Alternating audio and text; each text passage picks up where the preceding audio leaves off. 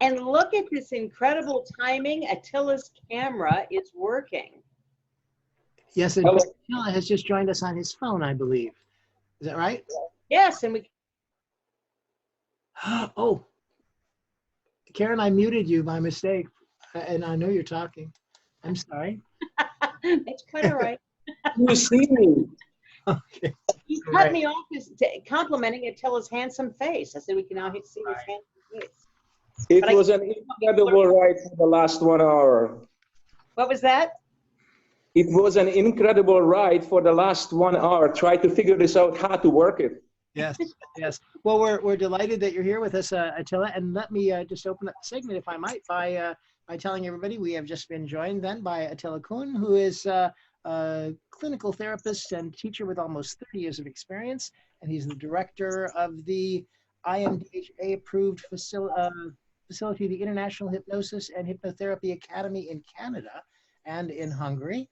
He's worked with thousands of clients and has trained hundreds of hypnotherapists all over the world. And in fact, you've got like 2 teachers or something at all. You've got several different schools going, don't you, Attila? Thank you. I'm doing hypnotherapy since 1996 and teaching it now for, well, since then. And 2008, I started in Europe. In Hungary, I was the first one starting teaching clinical hypnotherapy. It's been going great. I rather answer questions. Okay, well, let's just start right into it then. Your program, his program is, in fact, I need to, I'm disorganized because I've been working on getting you online, so I'm sorry about that. But your program is a pre-conference as well, is that right? It's the one day before, I believe? Yes, that's correct. I'm going to do a one-day teaching on the regression therapy. Regression therapy. And so there's all kinds of, a lot of people are using regression for a whole lot of things.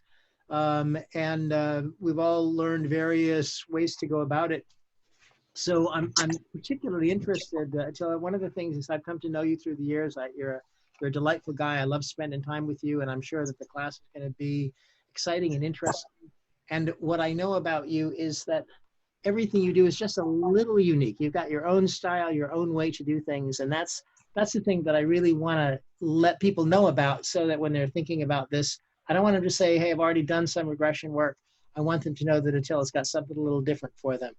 So but one of the things in your talking points that you mentioned is pseudo and true regression.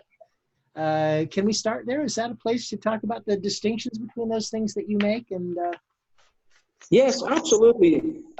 Basically, regression, when we start to do regression therapy, most people are going to think of that, maybe not necessarily like who is already doing therapy work, but beginners who are just getting into this field. They might thinking that actually regression is going by time and age, and we're going to go back in certain specific times and eras.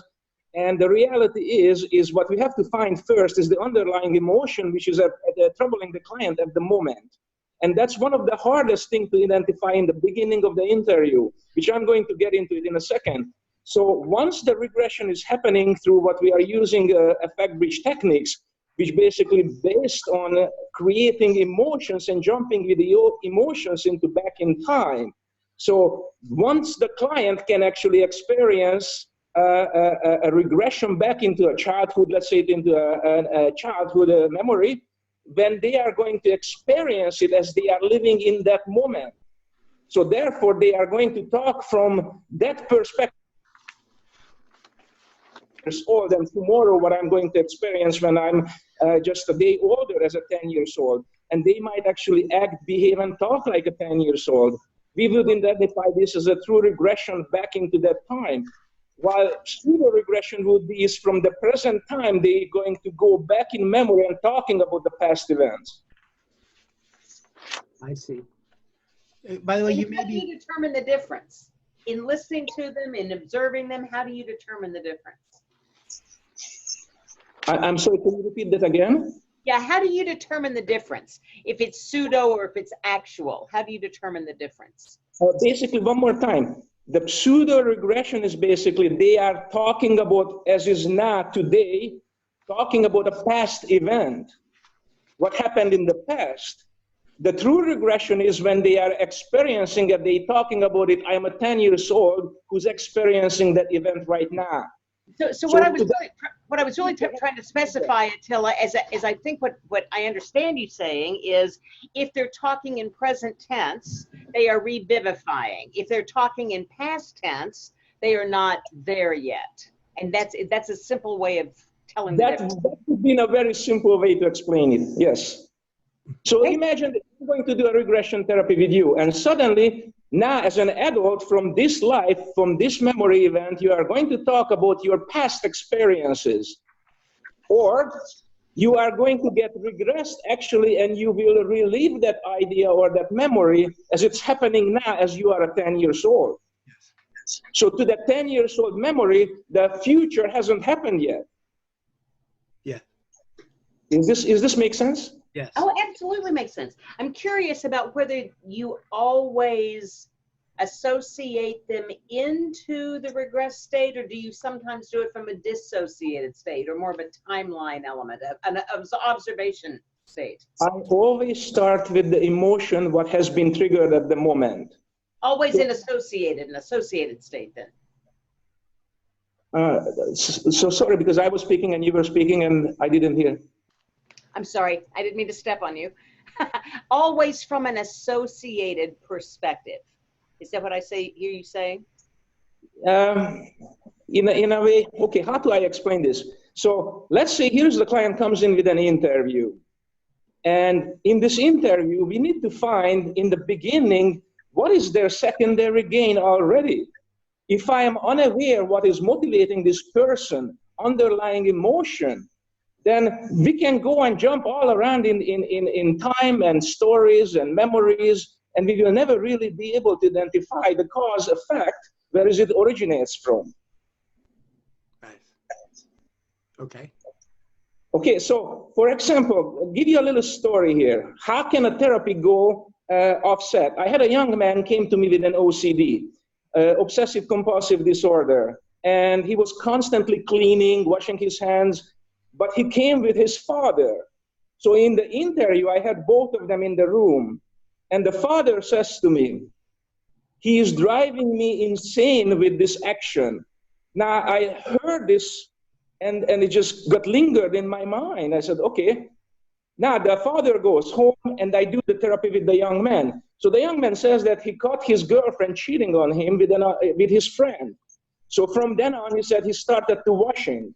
So right away now as a therapist, you can go into a conclusion, that could be the issue. He feels dirty because he also had an intimate relationship with the girl after that, not knowing that he has been cheated on. But then I started to questioning the relationship of the parents. Then I found out that the mother actually cheated on the father. So then I thought, oh, maybe that could be the trigger mechanism. But eventually I went back to the original sentence, what the father said, he's driving me crazy. Yeah. And that's when I started to digging into what's happened there between the young man and the father. And then I found out the father was an alcoholic who was beating the mother. That's why the mother left him. So now this was an unconscious revenge on the father because they are living together. Nice. Right, yeah. Yeah. Yeah. Did you follow all this? Yeah, in fact, when you said that earlier, when you said the father said... So it's so easy to go off in an idea with our head that, oh, that could be the problem. Mm-hmm. But so many times the cause of the effect is actually, there is a lot more behind it than what we see. And at the moment, there is just something got triggered. And that trigger mechanism is started, we know that the initial sensitizing event, this initial sensitizing event, basically about 2 years prior to the catharsis point is going to happen. Right. So give me a little bit of a clue about how you go back to the initial sensitizing event. Well, there are so many different people are explaining these factors. The initial sensitizing event would be when things are started to happening as a trouble. But what I noticed through my therapies, and I'm doing this now for almost 30 years, that there's about 2 years prior activation to that initial sensitizing event when it's actually is going to really start to kicking in. And I'm not saying that this is like a 24 months, but I'm going to, let's say something happening today in 2019 with the client. So I'm going to identify the emotion, and I'm going to start to do an effect bridge jumping with this emotion.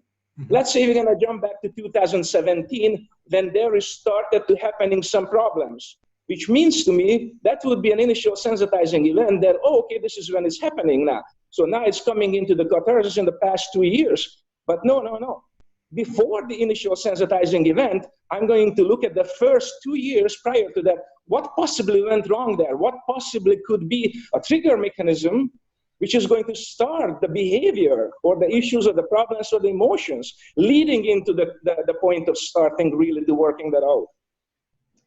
Well, I love what Michael said at the beginning, that you put a different spin on certain things. And I really am intrigued by what you said about this, that the initial sensitizing event, many regressionists, Attila, you probably are already aware, say that the initial sensitizing event has to happen, has to happen before the age of 7. And you just said, oh no, it can happen 2 years ago or a few years ago, but there's a trigger point that happens before that. Is that what I heard? Did I hear that correctly? Yeah, okay, so basically what I'm going to do, and this is going to be explained, and I'm going to create a chart, and I explain it on the seminar. So if I'm going to start an emotion today, and we're going to follow this emotion, when was this another time experienced? If this emotion, let's say I feel lost, okay, when did you feel lost another time in another area? They're going to say 2016. Okay, we're going to go into that story a little bit, and then I say, how did it make you feel in that time? And if it's a new emotion is going to open up, I'm going to follow the new emotion going back in time again with that new emotion. And yes, you are right, correct. Usually, sooner or later, we're going to end up before the age 10, usually before around the age 7-ish, by the time when they are reaching that age 7. That's how we are able to determine. But the initial sensitizing event is not necessarily going to be age 7. I think that's going to be the cause of the fact where the original emotion has been set into motion. All right, and if I hear you right, it sounds like your approach utilizes the affect bridge in order to go back there, right? So they come in with an emotion that sort of starts the thing, and and you trace that emotion back to a source, correct? That would be the idea. Okay, pardon me. The reason I'm asking it is I know it's a very, very basic question for some people, but we've got folks on the call that are all different levels of experience with hypnosis, some brand new people and stuff. So I'm wondering if you could just talk a little bit about the affect bridge itself and how that works, because some people may not really know that. Okay, so the idea would be, instead of following age to going into regression, which I never do, first we need to find the emotion which is troubling the person right now, and then start with this emotion after the person is in a hypnotic trance. When was another time, another era, another event when they experienced the same emotion? And it might take them back right away to a childhood memory, or it might going to create them just jumping back into another memory, another time. Now, let's say they're going to jump back 5 or 10 years in this frame. I'm going to ask the same emotion. If the same emotion is going to come up, I'm going to ask them, how did this make you feel in that event? Because at that event not necessarily makes them feel the same way. So that new feeling, okay, if the same feeling is going on, I follow the same feeling. Now, but if the new feeling, if they're going to name a new feeling, I'm going to follow. And this feeling, what you described, and usually it takes only a few jumps before we're going to end up before the age 7 age. But by the way, now I know at age 7, before I think we may have just lost you for a second, Attila. I don't know if I'm looking to see if he's still on the line. He is. Oh, there he is. Here he is. But his microphone is off. Attila, your microphone is off. I'll get it. Oh, okay. Give me a second. Give me a second. There we go. We're back. Yeah, sorry. I'm in the middle of a little jungle area in the Dominican Republic. Yeah. Beautiful place, I'll bet. Oh, it is. And if any of you want to come visit me and you have a holiday here, You were talking, Attila, about the affect bridge and following the feeling back. Yes. I lost you there for a moment. I just want to make sure that you weren't cut off, if you were saying all that you wanted to say about this. So basically, once we are going to identify the emotion today, I'm going to jump with that emotion to another time frame when they felt the same emotion. If the same emotion is opened, I work with that story. We might re-examine if there was an initiation to the same feeling prior to that. If not, let's say this emotion 2, 3, 5, 10 years ago opened up a new feeling. Then I follow the affect bridge with the new feeling. And believe it or not, we're going to do about 3, 4, or 5 different of these jumps. And eventually we're going to end up with the same feeling at childhood, what is being triggered now in this present time. And that's how I know I found the cause of the effect. And it worked so far every single time when I did this. And so once you get them back to that initial sensitizing event, then what? The initial sensitizing event is basically, let's say, started age 7, let's just assume, it doesn't matter. The idea would be here now, I'm going to use different type of techniques. It depends what do we be dealing with. It could be grieving. It could be the child lost a mother, a parent, grandparents, or friends. We don't know what we're going to stumble upon. So upon that principle there, I'm going to utilize certain Gestalt therapy or segments of Gestalt therapy, which means that I'm going to use a Gestalt dialogue, let's say, within the person who caused the harm or the issue for the child. And so many times what I discovered that childhood memory is actually not necessarily true to the event. It may be a false, not just false memory, but it's a false emotional memory. Well, because we always store our memories differently than an adult. We store our memories from the perception at which we receive the information, right? And the perception could be very wrong or very different or skewed. The most important, once we are going into the childhood, is basically now we have to deal with that little child on their level, not as a grown-up. Now we are dealing with the child emotion.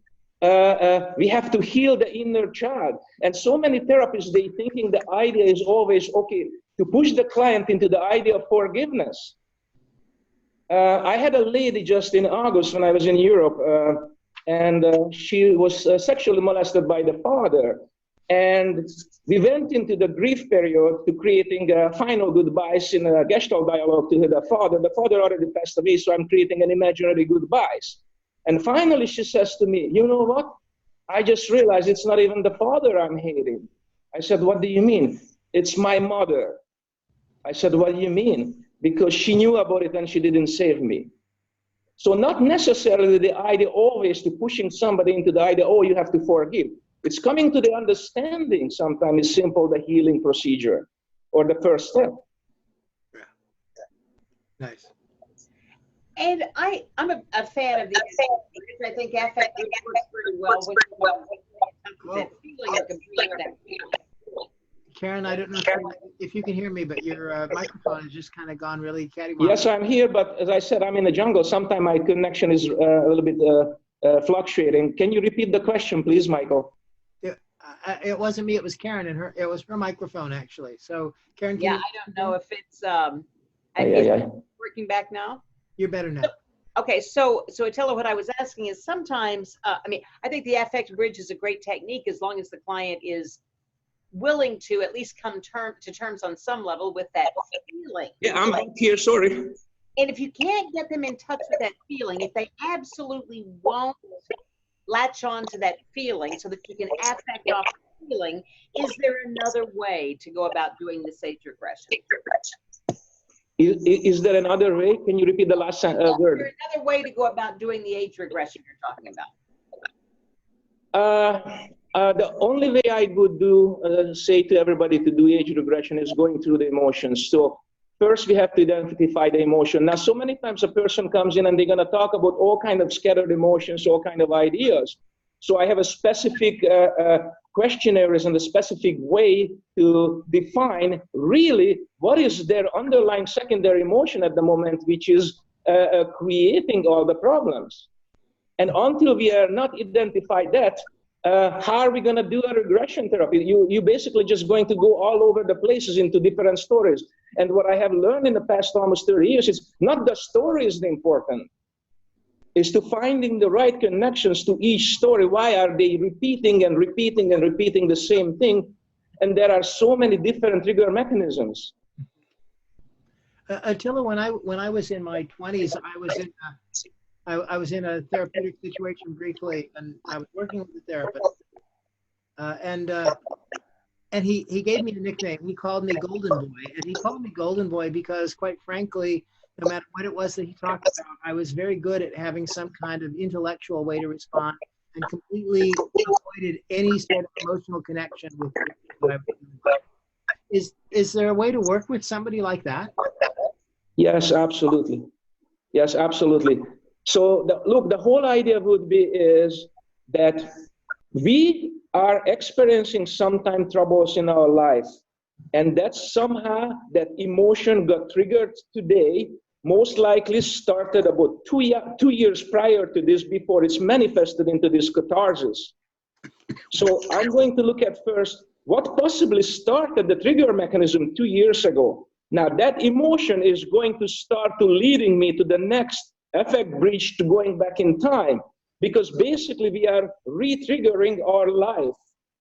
Let's say, give you a hint. Here is a father who is, let's say, 40 years old. Now they're gonna have a celebration of a birthday there, let's say 10 years old, young child, doesn't matter, boy or girl. On that birthday, it's a happy day, but something can get triggered in the subconscious mind of the father of a trauma, what he experienced when he was at the same age. So the child of his own child's birthday, a happy moment can start to triggering for him actually childhood trauma, which is now starting at that moment 2 years from now, when it's going to manifest into a total blow. Yes. Yes. I'm also wondering, and I see it in your talking points, the child is something that was a really kind of a popular theme in pop psychology in the 70s and the 80s. And I guess what I'm wondering is there any reason, or do you ever do regression when it isn't about problem solving, when it's more like going back into the past to find something of value? Just, you know, other reasons besides sorry, you were cutting out. Sorry. The most important, I think, is the initial interview. So sometimes actually I spend more time in the interview, and I might do just a shorter therapy session in the first time. Also, we need to determine what type of a therapy session we're going to use. Are we going to use direct hypnosis? Are we going to use parts therapy? I'm going to use regression therapy. Am I going to do some form of a reprogramming? What type of a techniques am I going to apply to the client? And also, we need to understand their needs. I also have to be figuring out what is their personalities. So a person who's an analytical mind, I can't go on and bubble and bubble and bubble because they won't take it. Mm-hmm. Yes. So we need to also match the person's personality and realizing that what's really their needs. But also we need to learn to listen. The client is going to tell us their problems in the first 5 minutes. And that's the first 5-10 minutes is the most crucial, because they will tell you what is the real behind it. After that, the rest of it is going to be the filling stories about their problems. Yeah, so as you mentioned, a whole variety of different techniques that you use in therapy. What I'm wondering is, when do you use regression as opposed to something else? What would? I think also it's been a sort of a, how do I say? Many therapists I'm seeing that they thinking that the solution is for everything is going back into time. Yes. And I don't agree with that. I do believe that if I find the right emotion, the client in a hypnosis, when I activate that emotion, or I'm going to start to bring this and recall or call this emotion out of this person, it's automatically is going to activate a next event or another event when it happened, but not necessarily pushing the client into it. And the most important is, if we are going to trigger some kind of a traumatic event, what do you do when somebody is going to go into an age 10 when they were molested? Do they need to relive that? Do they need to go into a true regression? No, absolutely a horrid memory to that person. So immediately we need to deal with that idea. How are we going to deal with that if I trigger something into the client, which is really traumatic event? Does this make sense, Mike? That makes great sense. Thank you. I keep I'm a little challenged. I got to admit, you're kind of hard to hear, but I'm delighted that you've been able to stay with us, and it's working out. I hope everybody else is able to hear pretty well. I've got to tell you, just because we're stopped for a second, I just need to mention, Rita, I can see you, and Arifa, and I see, I can see that occasionally you're having a little hearing as well, or something. So, I have a hearing aid.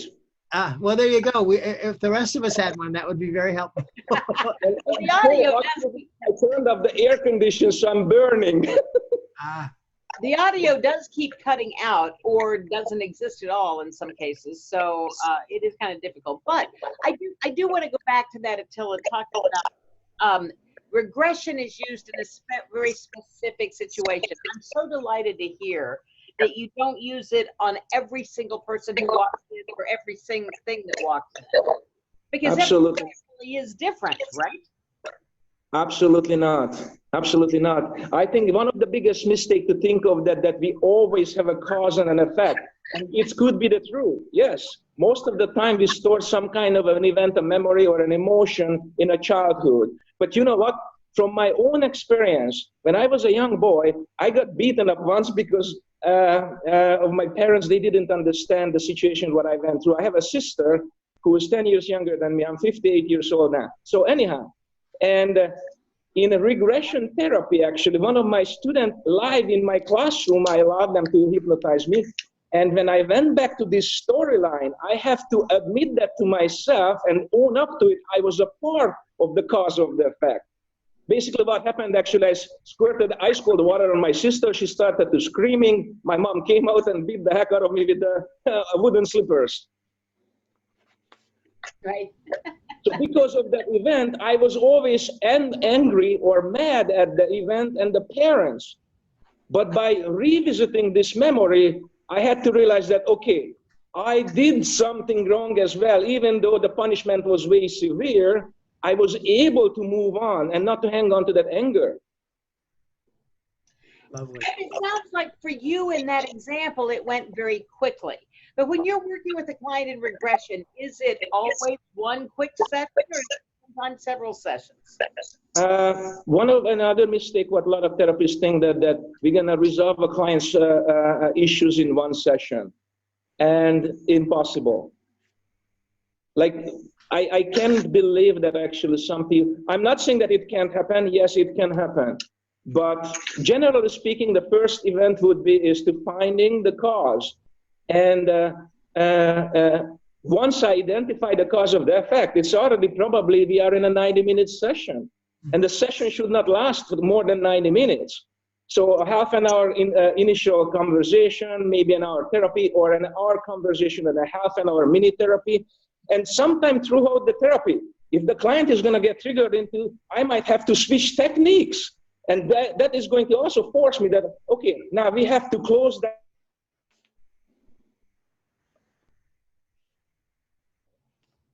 So we've lost you for a moment, Attila. Have we lost you entirely? I start to watch therapy with somebody and he's going to get triggered into a regression. There you go. We did lose you for a second, like a middle of it.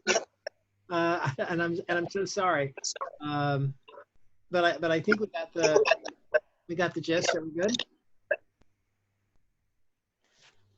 I feel like I'm talking to somebody on the moon, Attila. It is a little bit like that. To someone on the moon. Welcome, space travelers, everyone. So I'm really looking forward to this.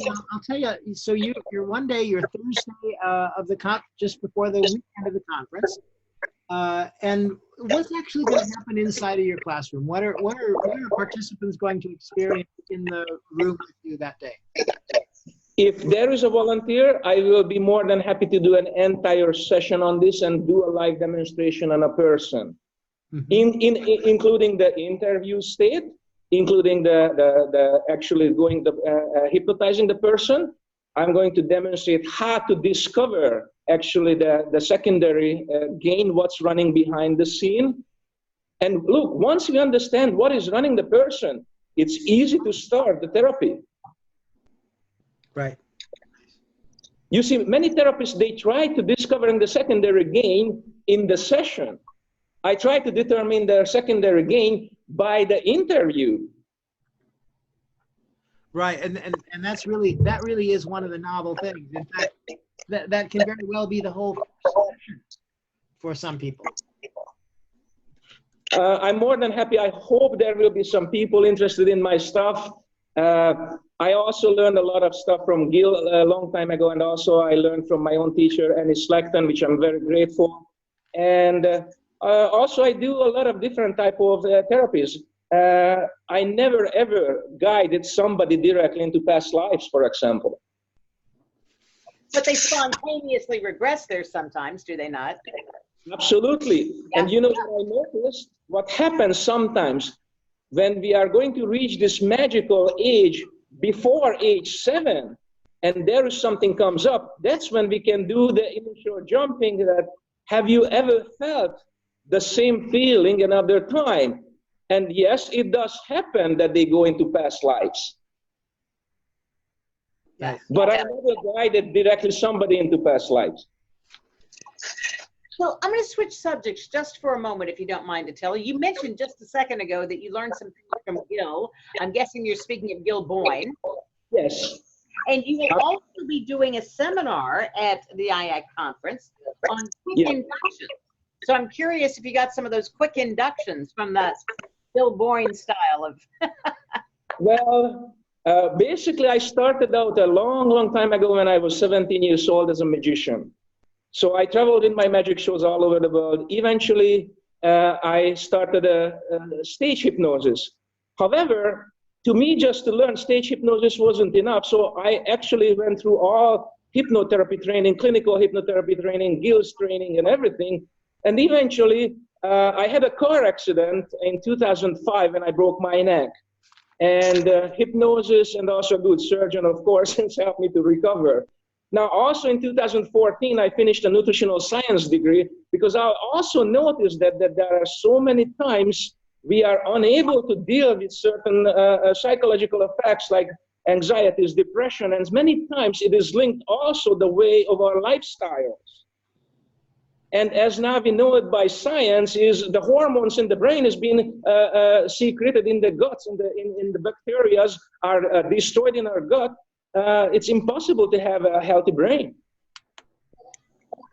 Now, quick inductions, I have about 12 different type of techniques, and it's nothing like what Gil Boyne does, it's totally different ones. Okay, so would you mind sharing one with us? Giving us maybe something we can take away from tonight, maybe use even tomorrow. A good one. Well, I also was a martial artist. I did Kung Fu for a very long time. So I learned through Kung Fu and Aikido very simple, little gentle, tiny touches and moves which can actually help the person to position them into the point when we can do. It's almost like an electrical jolt. It's like a sudden shock to the nerve system. And I will be more than happy to demonstrate some of them in any of the conferences if they ask me. If they go online, they can see some of these on videos in YouTube as well. And where would they find those? It's ATTILAHAUN on YouTube? AttilaHypnotist.com, or you type in YouTube Attila Hypnotist, they can find me everywhere. Got it. Attila Hypnotist. Got it.